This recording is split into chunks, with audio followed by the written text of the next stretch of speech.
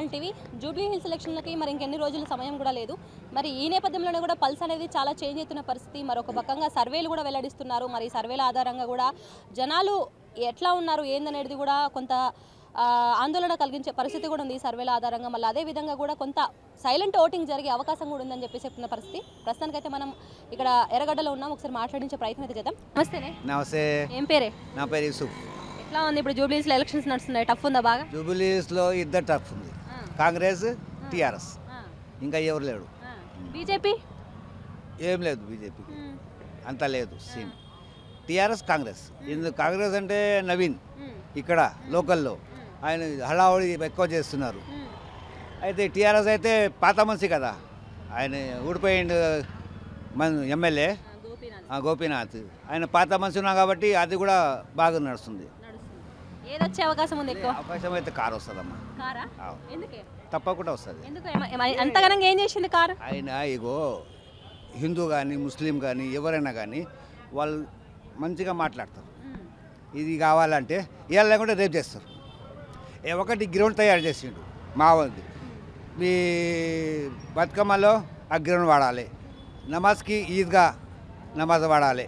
అయితే అందరూ పని చేసుకోవాలి కలిసిమెలిసి అని ఒక గ్రౌండ్ తయారు చేసిండు. ఒకటి అది ఏసీ కమిటీలు తయారు చేసిండు. అయితే బాగా పనిచేసింది కదా. ఆయన ఉంటే ఖబరస్థాన్ అంటున్నారు కదా ఇక్కడ, అది కూడా వస్తుండే. ఆయన లేడు, ఆయన చనిపోయిండు కాబట్టి ఈమె చేస్తుంది. ఇప్పుడు కాంగ్రెస్ వస్తే ఇక్కడ మీకు కబ్రస్థాన్ ఇస్తానని చెప్పేసి చెప్తున్నారు కదా? లేదు చెప్తున్నారు కానీ కాంగ్రెస్ 6 మాటలు, ఎన్ని మాటలు చెప్పిర్రు? 6 గ్యారంటీ అని ఉన్నారు. 6 గ్యారంటీలో ఒక గ్యారంటీ అది మాకు పెరిగింది టికెట్ బస్సు, లేడీస్కి లేదు. అయితే ఏం లాభం అది?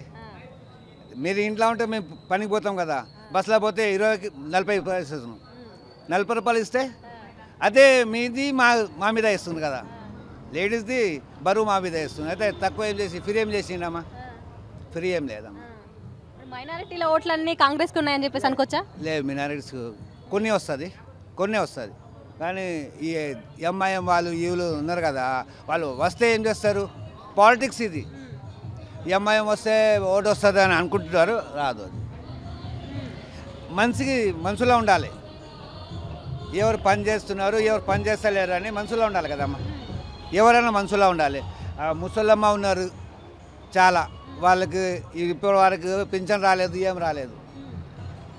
పింఛన్ రాలేదు, ఏం రాలేదు. 2000 రూపాయలు 500 ఇస్తున్నారు, అది కూడా లేదు.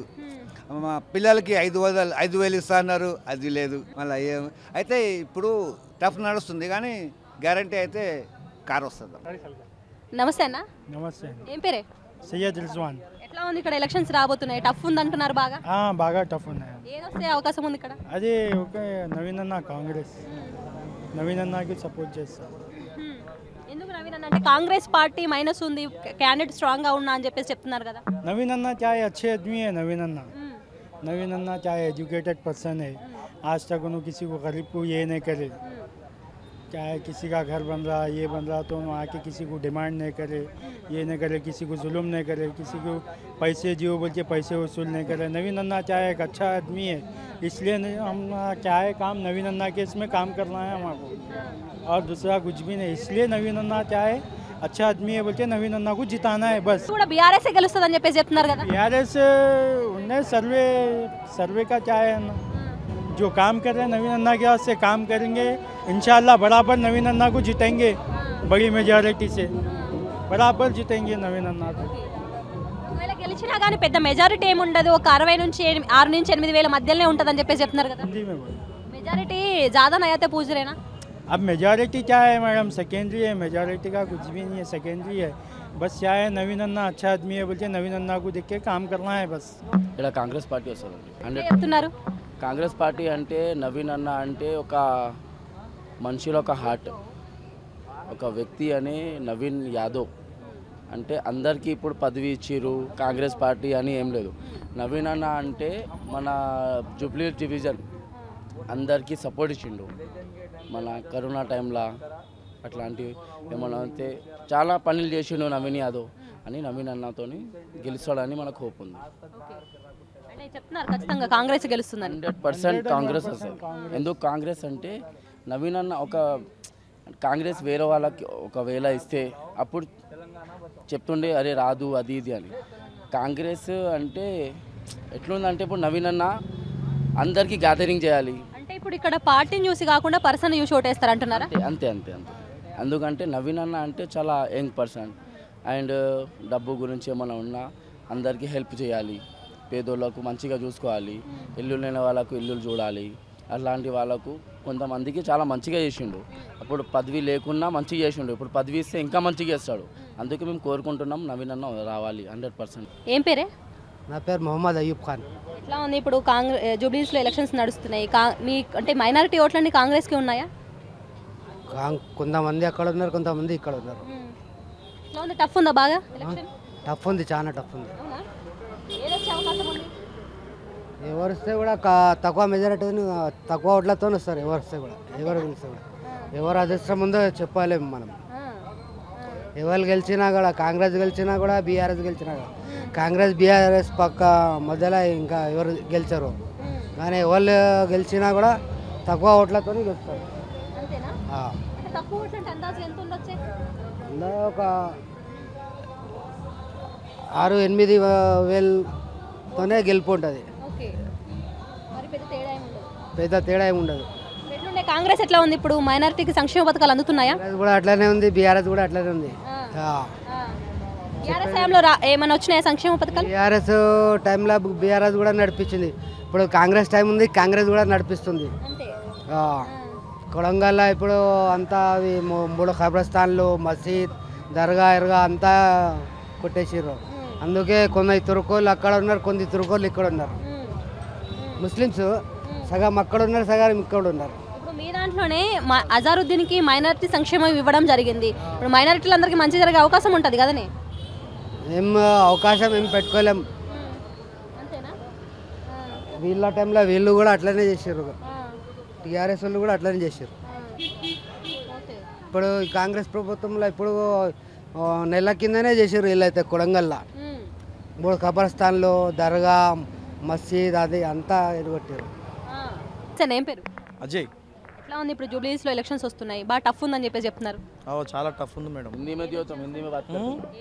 ఏదొచ్చే అవకాశం ఉందంటారు? కేసీఆర్ రావాలనుకుంటున్నాను నేనైతే. ఎందుకన్నా?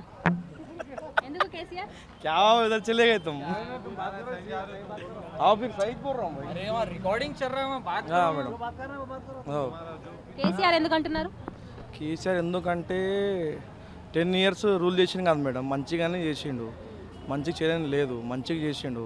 ఇప్పుడు నవీన్ అన్న కూడా మంచిగా చేస్తాడు. ఇప్పుడు 3 సార్లు గెలవలే, పాపం గెలవాలని అనుకుంటున్నాను నేను కూడా. కానీ కేసీఆర్ సీఎం అయితే మంచిగా ఉంటుందని నేను అనుకుంటున్నా. ఇప్పుడు జూబ్లీస్ ఎలక్షన్లో ఎలక్షన్ అయితే ఇక 50-50% ఉంది మేడం. ఎవరు వస్తారో తెలియదు మనకి. నవీన్ అన్నది కూడా ఎక్కువ చాలా ఉంది ఇక్కడ. గోపీనాథ్ గారు ఉన్నప్పుడు డెవలప్మెంట్ ఎట్లా ఉండే ఇక్కడ? ఏం డెవలప్మెంట్ లేదు మేడం. మేము కూడా ఇక్కడనే బోరామండలో ఉంటాం, కానీ అంత ఏం లేదు.